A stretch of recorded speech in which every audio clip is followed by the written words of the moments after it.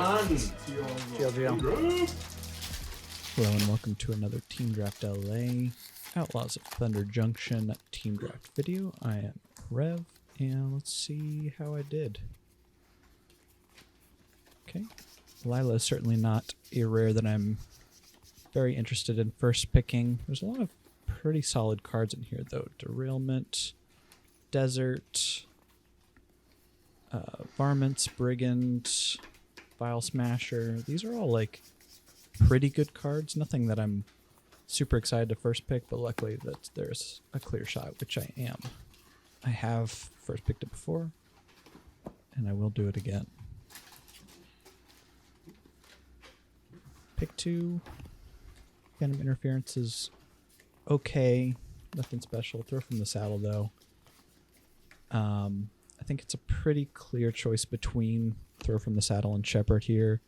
Shepherd is certainly a little tempting, just as, you know, big evasive threat plus recursion value sort of thing has a big impact on the texture of a team draft pod. But having just first picked a green card, I found that sticking to a single color as closely as possible for as long as you can has proven very beneficial in this format. So a little unfortunate. Obviously I was going to be passing a great card there either way. So just decided to give myself the best chance at success here. Pick 3 Satoru is definitely not something that I'm eyeing super closely. Good card for sure, but doesn't really go with my first 2 picks very well. Kind of requires a specific mana base and some specific build arounds. Apart from that, though, there's really just nothing super powerful in this pack. So once again, just decide to follow up with, you know, not a card that I'm super excited to be third picking in the Patient Naturalist, but I think it is still in contention at least for best cards in the pack and is on color with my first 2 picks. So just start carving out a lane here, see what happens. At this point in my head, I'm just like, okay, I'll keep taking green cards until they inevitably dry up and see how we branch out from there. There's a gem, again, has not proven to be a very big player in this format. Gigapede is pretty solid. Oasis Gardener is also pretty good, just having some colorless fixing is going to be pretty useful for lots of team draft decks in general. But once again, I'm like 3 green cards deep here, and Snakeskin Veil is quite a premium green card, even though I don't see much else in the way of green in this pack. The zero-sum nature of Snakeskin Veil and the importance of having 1 in your green deck cannot be overstated, I mean.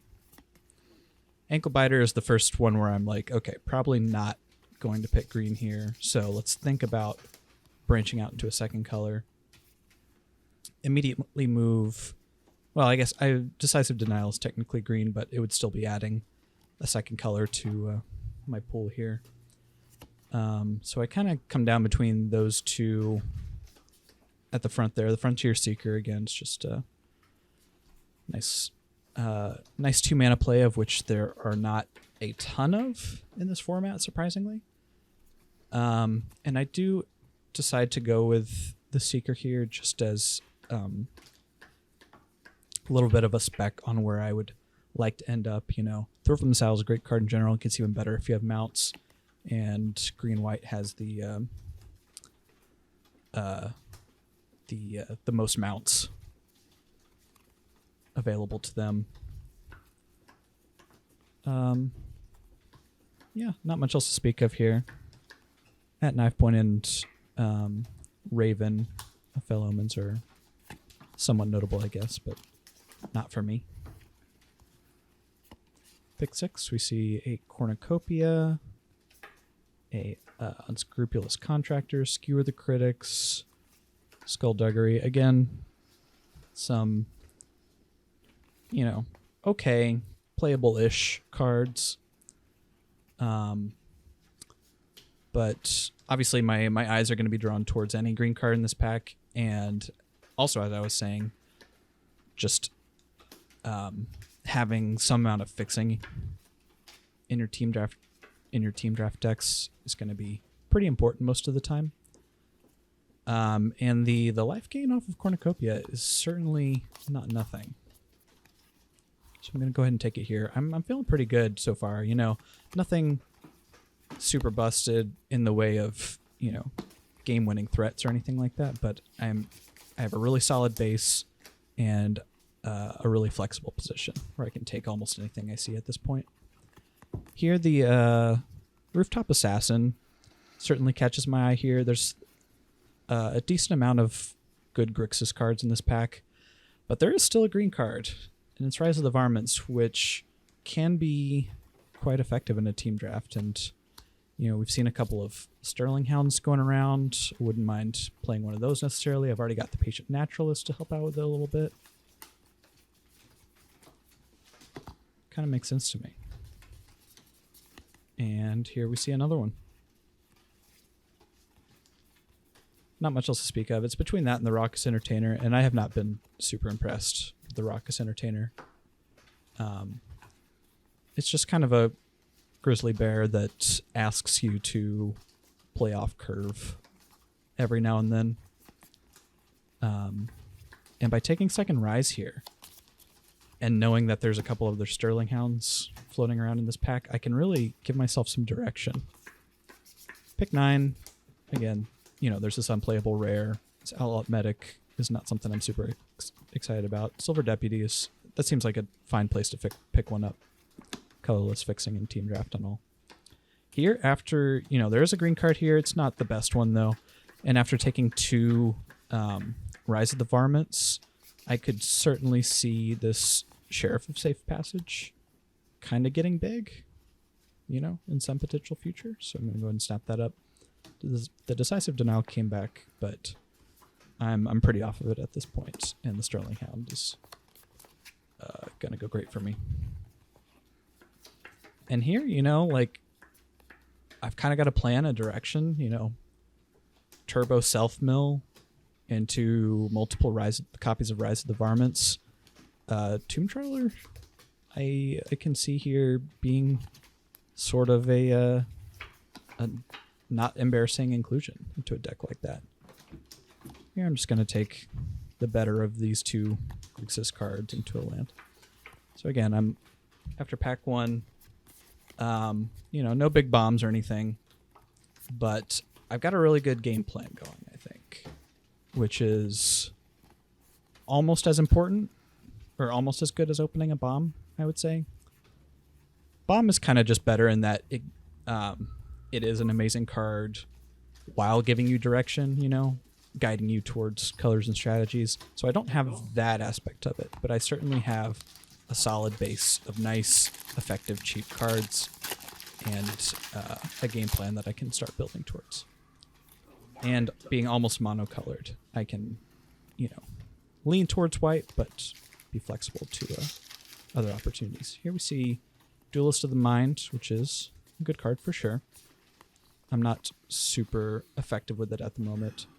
I do get another chance. Oh, there was a Trash the Town in there as well, which is pretty good, I have to say.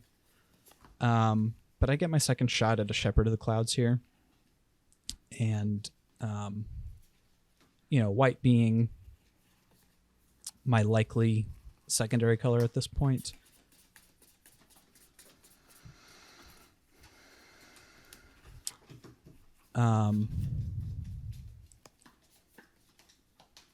It leads me to making that choice here. There's also the aspect of I was obviously getting past a lot of green in pack one, so passing a green card to my right doesn't feel too bad. Here I see a throw from the saddle immediately, which I'm pretty excited about.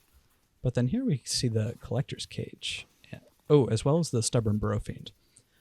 Either of those 2 green cards would just be perfect for my deck. Obviously, the self-mill strategy, Burrow Fiend, kind of thrives off that, and Throw from the Saddle just being one of the best removal spells in the set. But Collector's Cage just, straight up bomb in what is likely my secondary color. So I'm going to snap that up. Here we see Vanishing Verse, which is a fine removal spell that could possibly get splashed. Kellen the Kid, take up the shield. I moved the take up the shield back there. It doesn't seem as necessary at this moment. Kellen, his actual text is basically just Flying Lifelink. The rest of it doesn't come up super often in Limited. However, 3/3 Flying Lifelink is something that can really swing a game of Limited and Team Draft, so certainly worth considering splashing a blue pip for, since I'm already planning on being green and white.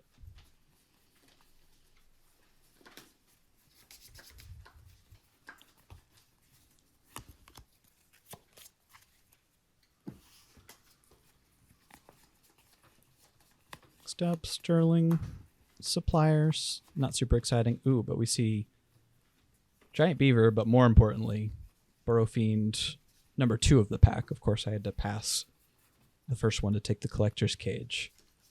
But once again, just having this sort of vision of what my deck could be. I mean, not that that's, Burrow Fiend's just a good card. You don't really need to have like you don't need to build around it super hard. Though obviously it just slots into my deck perfectly and really cements me into the green self-mill plan. And so at this point, I'm going to be looking for almost nothing but creatures, I would say, going forward. We've got some really good non-creature spells, of course. I would probably take 1 or 2 more premium removal spells if they were given to me. But with what we've got, I think I want almost every other card in my deck to be a creature spell. Having said that, I think I might have just convinced myself that I was mistaken with this pick. I end up taking the Fierce Retribution. Oh, the Morning Surprise is also interesting. With the self-mill kind of strategy, a Morning Surprise would probably be worth splashing, just in case I do mill my most powerful creature or something. Having a way to get it back would be nice. Yeah, it's interesting. I think if I were to go back now and do this, I would take the Bighorn, knowing that I'm interested in mounts and creatures in general. But yeah, what are you going to do? Here, the only thing really for me is maybe this Vengeful Townfolk, I guess, which I'm not very excited about at all. This Outlaw Medic, sure, could be good. But I do decide that the Scalestorm Summoner is enough better than every other card in this pack that it's probably worth hating rather than just, taking the Vengeful Townsfolk here. It's a little tough, seeing that there's that and Jolene, which kind of want to go in the same deck, so kind of tough to actually hate there, but I do think that the Summoner is even better than Jolene. Here, I just get a Varmint. It's a nice little green 2-drop for me. And there are lots of good artifacts and enchantments to blow up, so it's sort of a creature that's also a removal spell, which is kind of perfect for me. And we see the Burrow Fiend on the wheel. Do a little mental fist bump there. Fist pump. Popping my pee there. Apologies.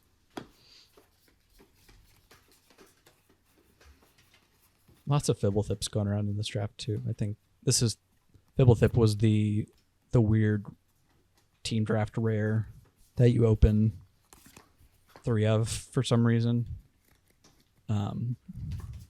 We, talking about the draft after the match, we discovered that there were 0 Cactarantulas opened in this pod, but 3 Fibblethip, I believe. Pretty silly. I think this would be the time to pick up an Outlaw Medic and hope not to run it. Okay, getting the Sterling Supplier on the wheel is just fine, though. Evasive threat. Pump something else. Seems pretty good for me. Play one of those. The Bucolic Ranch. I do have a couple mounts here now, but even then, it's just still not a card that I'm ever really going to be super excited about running. This Decimate making the rounds, and then 2 other Is-It cards, basically. Not too much of a surprise. The table is well aware that Is-It is not the ideal place to be. I think in this situation, though, I usually just go with the big reachy creature.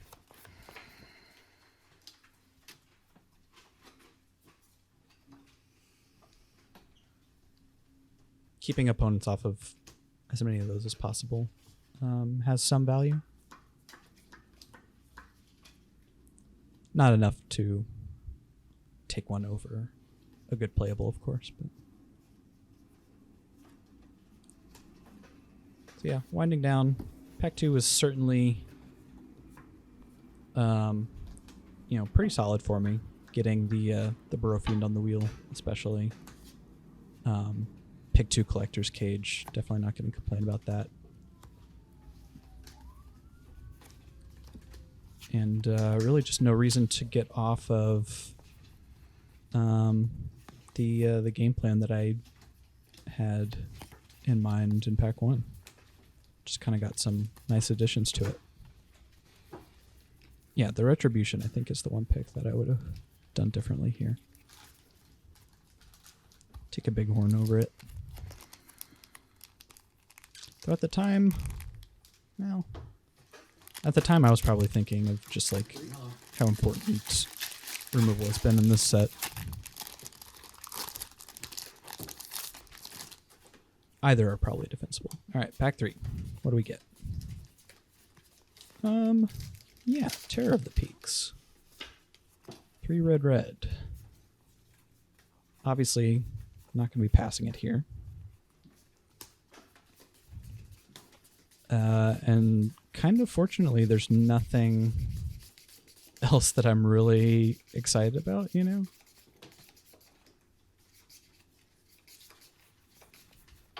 Yeah. So obviously taking Terror here. The question is, are we playing it? And that, I'm just going to try and keep an open mind. We'll see what happens. I see this Cactus Folk Sure Shot, and basically nothing else. Primal Command,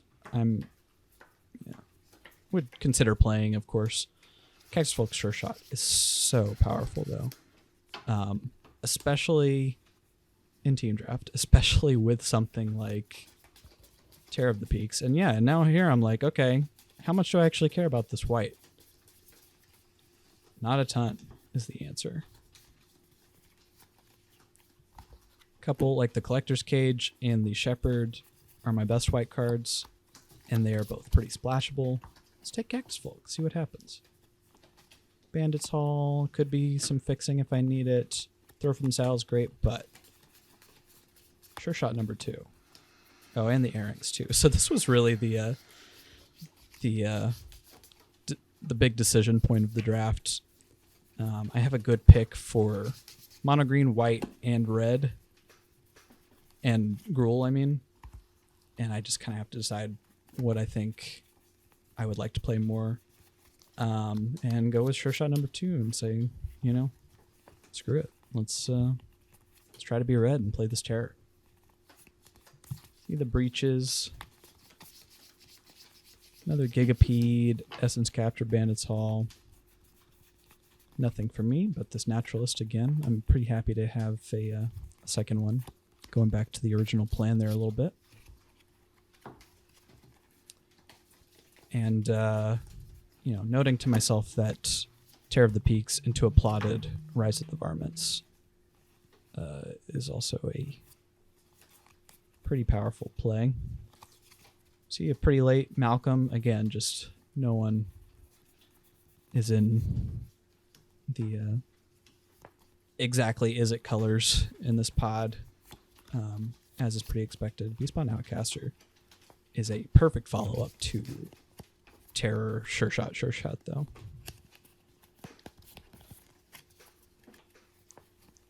It's quite often going to be a 2-mana 3/3 draw card. To spend 1, I guess. Or 2. Yeah, and then this random Scalestorm Summoner that I hated earlier is suddenly in the deck. So, turned out to be It's okay. a nice little hate pick that blossomed into something more. So at this point, I am definitely looking for any... Well, I guess this is the last pick of the pack, so not much I can really look for at this point. Notable that I didn't pick up any deserts. I think this is my first team draft deck without a desert. We see another Rise of the Varmints here. I think 2 is going to be plenty for me, though. And now that I pretty much know I'm red, the Prickly Pear seems like a nice little pickup. And we're closing out here. Another Sterling Hound would probably be playable for me, but again, getting hooked up in Gruul in a major way in pack 3 here. Here we see the Mourner Surprise. Again, now that I have an actual bomb I would like to get back, that's not the worst idea to consider splashing something like that. Though I already do have some white cards that I think are stronger than the surprise that I would already like to splash, and not much in the way of fixing. So unlikely that it actually makes the deck, but could be a good sideboard option. Here, again, just taking the big reacher. Nothing really to speak of here. Obviously, you just can't hate all the Gigapedes. They're just going to get around. Decide just to hate a counterspell here. Give my team one less thing to worry about.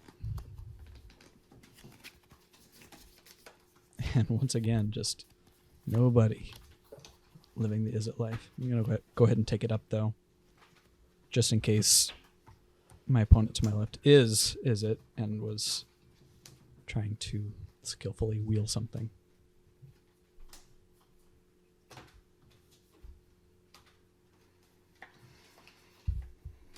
It's Malcolm and Breaches, both very good Is It cards. Just in a color pair that isn't very well supported outside of the rare slot. Here I think Visage Bandit is the most hateable card. You know, pretty easy to imagine it coming down as a Cacturantula or something of that nature. And winding down here, Contractor seems like the stronger of these two cards. And a Swamp. Alright, dudes. Let's take a look at the builds here. See, I do end up Gruul, splashing white for the Shepherd and the Cage. This is Alex, living the Rakdos crime life, or bandits, I guess. And Rob had a little bit of a brew here. Thank you so much for watching. Let me know what you think.